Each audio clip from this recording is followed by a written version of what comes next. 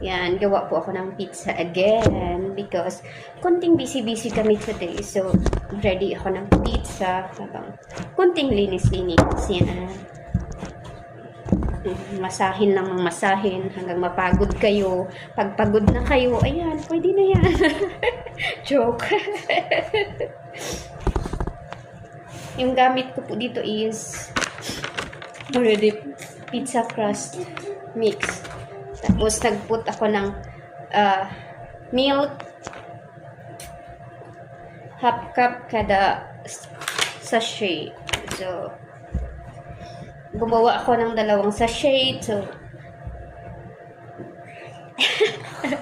ano sasabihin ko? Oh, may mumu sa likod ko, guys. Maliit na mumu lang yan, guys.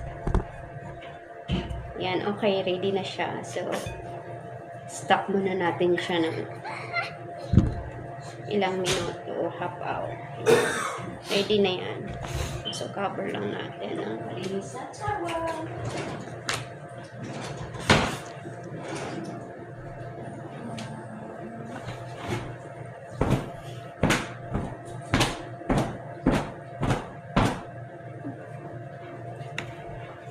Ayan. Okay na yan siya, guys. Antay-antay na lang tayo for half hour. And see you later.